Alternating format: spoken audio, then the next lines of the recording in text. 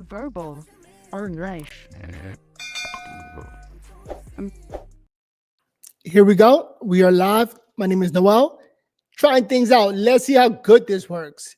Let's talk about the DOGE team, what Elon Musk is doing in government.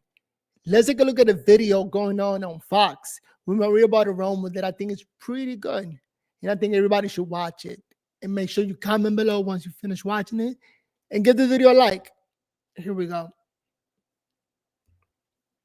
Well, welcome back. DOGE is set to audit the Department of Defense as it plans to root out wasteful spending in the more than $800 billion defense budget. DOGE representatives met with Pentagon officials last week. I'm surprised that not everybody's celebrating this. We all should be cheering and applauding and happy about the fact that finally a billionaire who knows what he's doing is going in there and auditing the Defense Department. We spend so much money and somebody got to say something. Come on now. Let's keep listening. Joining me now is Allen Control Systems CEO and Navy nuclear engineer Steve Simoni. Allen Controls Systems is a defense technology company that creates autonomous weapon systems to safeguard the military. Yep. Steve, it's great to see you. Thank you so much for being here. I know you worked at and you worked with the Department of Defense, and now we've got this audit underway. What's your reaction? Yeah, it's no surprise they're looking at the DOD for waste, fraud, and abuse. When I was in the Department of Defense, we were spending $10,000 on HDMI cables that were, quote, ruggedized when we could have purchased them for $20 or $30 at best. And that's another problem. They just keep putting up big numbers. Why? Because they want their kickbacks. In my thoughts, that's what I'm thinking. It's just as a regular citizen that the government is agreeing to paying all these high value or high money items because some people just want to charge them and nobody says no. Come on now. And we're going to find all kinds of wasteful spending in the department. And it's actually sending shockwaves to the department right now. But let's take a step back at why they're doing this. We need to get more efficient with our spending because there's a massive threat of drones that are proliferating on the battlefield right now. And the new administration, Secretary Hegseth knows this. So DOGE is looking at the department to try to find more waste and then reallocate a lot of the capital they're spending to products that we need for the battlefield of the future. That's what they're supposed to be doing, preparing for war just in case war. You never know. So if they're using drones, the enemy or anybody else is using drones, then we need to be ahead of them. We need to be the guys with the best drones in the market. Why are they not doing that? Come on now. Products that can take out drones because the drones are the primary weapon of the future. And the department knows that, and we're excited about what they're doing. Well, I mean, this is something that I've been talking about for a long time. I know that drones are real important, but why are we buying drones from China? Okay, more than 90% of all the drones in the world are made in China, and the company DJI in Shenzhen commands 70% of the market alone. They're supposed to be the enemy, and we letting them do this, create the drones. I mean, it only makes sense that they will spy on us using the drones and use the drones against us. Let's be realistic about it. As a matter of fact, doing something that we can do here, like we have the skills, we got the manpower. Let's put it to use. Let's spend all the money in our government. But comment below, what do you think is the right thing to do? These drones are even being used in the U.S. military, and I'm very unnerved by this, the fact that the U.S. would buy drones from China and use them in the military. Recently, I spoke with the founder and CEO of Anduril Industries. You know this company, the drone maker in America. Here's Palmer Luckey and what he had to say about all of this. Watch. Well, concerns like that are exactly why we need to take control of our own destiny with regard to not just drones, but all of the critical high technology that our military depends on, that our law enforcement depends on, that our critical infrastructure operations depend on. Yeah, we buy a lot of Chinese drones, but it gets a lot worse than that. We're buying a lot of Chinese computers as well. Most of the computers the United States buys, even for our most critical military applications, are made in China. Let me ask you a question. That just goes to show that they are at an advantage, all right? They use their manpower to create these items to sell it to us. So they're making our money, and at the same time, they are spying on us. Like, we got to be a little bit more or a little bit less predictable and more cautious about what's going on. It doesn't take a rocket scientist to do this. question, I mean, of you and your viewers. Could you imagine if during the height of the Cold War, America had been buying all of our computers and command and control terminals from a Russian company headquartered in Moscow under Kremlin supervision? It would have been completely unthinkable. But because we've been hollowed out by globalism, we've outsourced all ability to make the things that allow us to control our destiny, we're forced into buying Chinese drones, Chinese computers, Chinese chips, Chinese sensors. Steve, your reaction. How big of an issue is this? Do you see this? Palmer's right. This is the primary issue of our time right now. Yeah. China is dominating with their manufacturing might. They make 1 drone per second. We thought these were toys. We were buying these as consumer products, but what we didn't realize is we were subsidizing their manufacturing might. And now these toys. My man said 1 drone per second. That's insane. We all know, just using logic, that having drone versus a human being, the drones have it. You know, it doesn't matter how many drones you lose or you could kill off. It's way less than killing a human being. Toys are actually the weapons of war. But we need to go a step further than what Palmer was saying. We need cheaper, cost-effective solutions to bring these drones down. That's why we created ACS. With an AI-powered machine gun, these drones cost about $1,000. They're strapping bombs to them in Ukraine. China's selling them to both sides because China just wants to make money. But both sides need actually solutions to shoot these things down instead of $400,000 interceptors that we're using to take them out. That is not cost effective. We need to bend the cost curve and have solutions to do that because we're not going to be able to reindustrialize as fast as we think we are. We obviously need to reindustrialize. We need to bring manufacturing back here. We need to bring all the supply chains back here. But in the interim, we're actually very vulnerable right now. And we need to have solutions to be able to take these drone threats out. Well, I mean, that's right. We are vulnerable. And that's why it's unbelievable that we would buy the drones from our number one adversary. What do you make of President Trump's comments recently? On the one hand, he's saying, look, we need to modernize. We need to buy more defense and get tougher.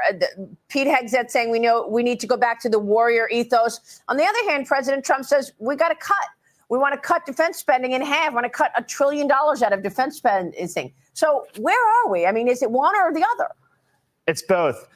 So you look at Pete Hegseth's priorities. He's looking to prioritize the things that matter, like counter small drone initiatives are on his list. There's a list of like 14 things. He's got advanced munitions, products that are infused with AI. And instead of spending money on really expensive artillery and things that are for weapons of the past. So it really is both. And they're looking at it critically. And we have a front row seat to this right now. It's nice to have somebody making common sense. Not so much worried about their bottom line, not so much worried about their money or their kickback. Whatever money they're going to make is the last thing they should be thinking.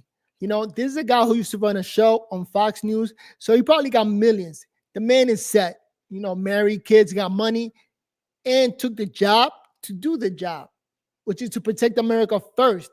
And then, you know what? Protect America first and got money in his pockets. So what are we talking about? He got everything set. Finally getting the right guy to do the job.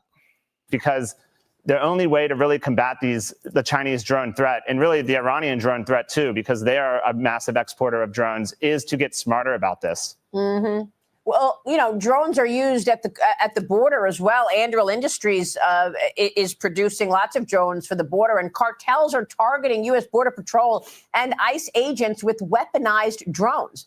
Tell me about this technology, how it's evolving, and how the drug cartels have gotten their hands on such advanced products. Yeah, it's no surprise the cartels are using drones. Everyone is using drones.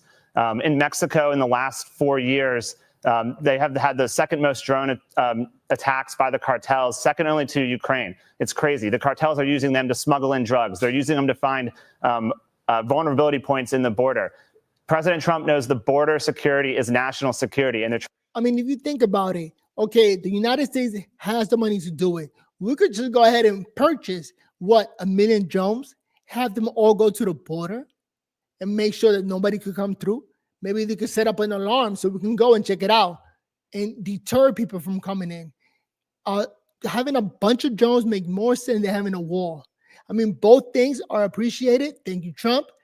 But definitely, this goes to show that we need drones in the border also on top of the war situation. And they could do so much in terms of sending an alarm or even fighting off their drones. Like nobody should be ahead of America on anything. We're trying to increase border protection there. The cartels are using them to strap bombs on them and hurt the CBP. And the CBP needs solutions now. That's why we need to get Bullfrog to the border. We need machine guns down there to shoot these drones out of the sky, because it's not just enough to surveil them with watchtowers on the border. That's not enough. We actually need solutions to neutralize them.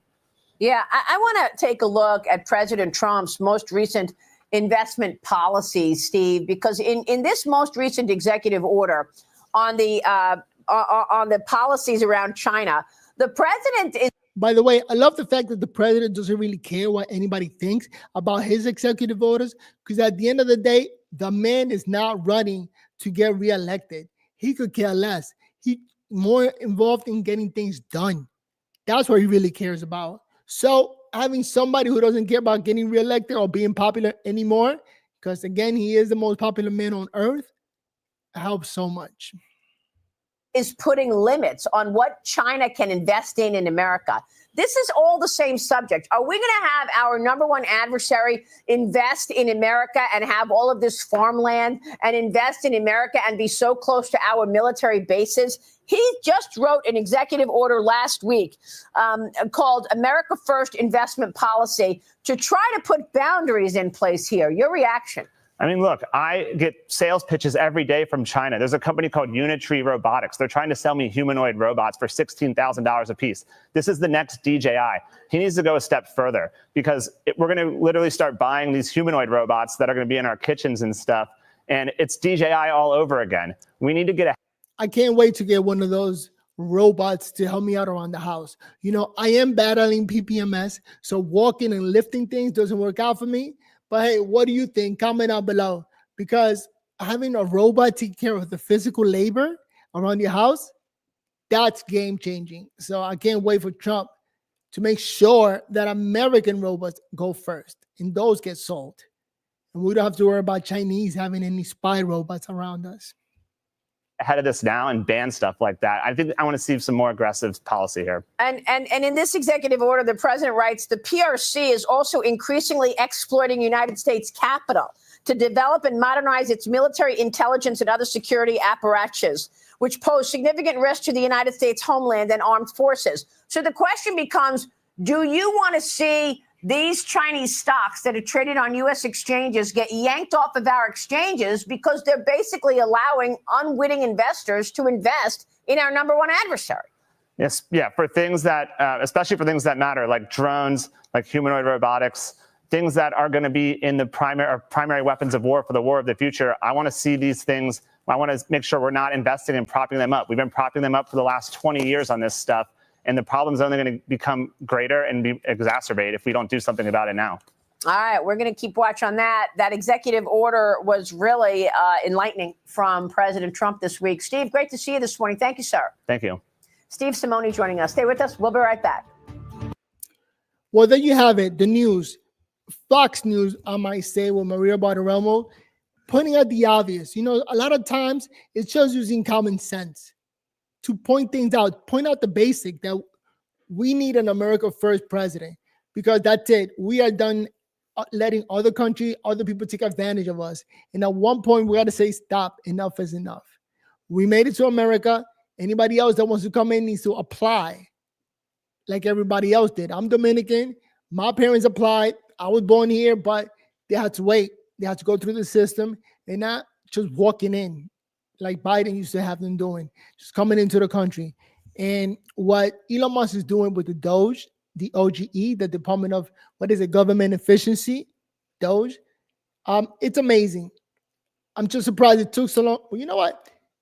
Surprised that it took so long for them to do an audit.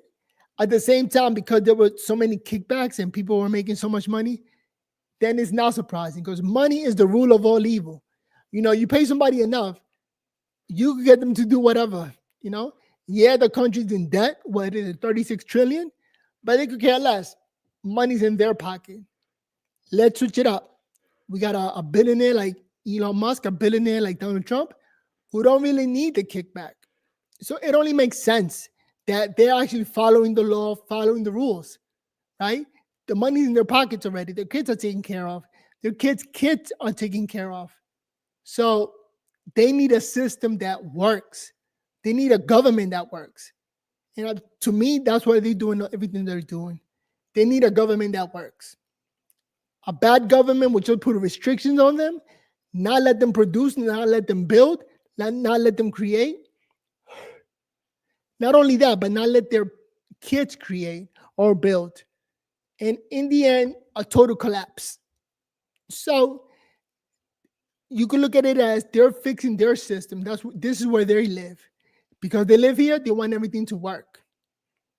But you know what? Those are my thoughts. My name is Noel here at Verbal on Life. And that's why I'm going to try to display all my videos like this, showing a big banner, letting you know what we're talking about. So then like that, you stay more in tune and more creative, because it's all about informing you of what's going on, putting my voice out there, letting you know what I think, what we all should be aligned with, because the more voices, the better.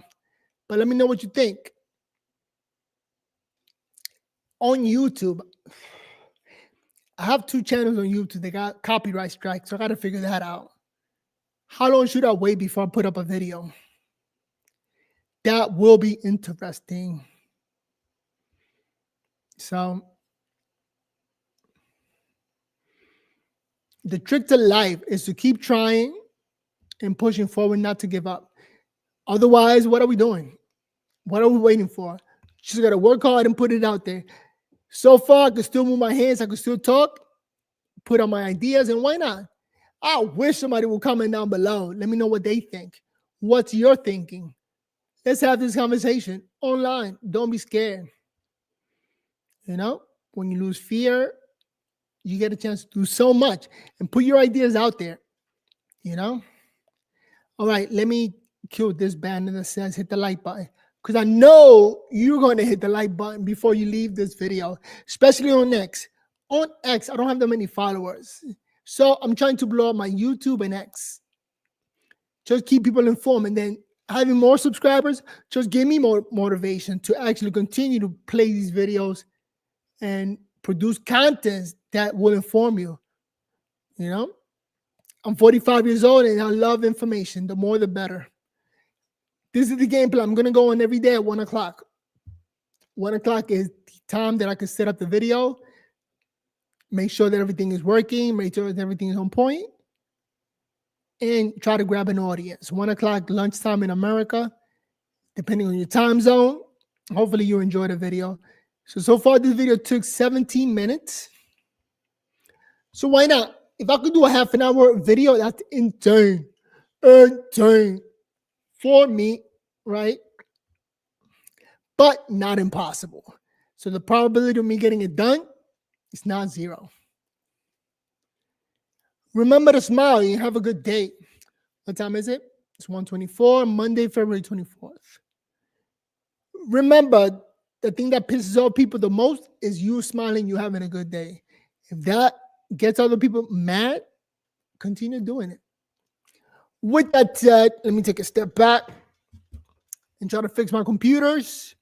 See you on the next video. Peace. Omaha. How do I get out of here?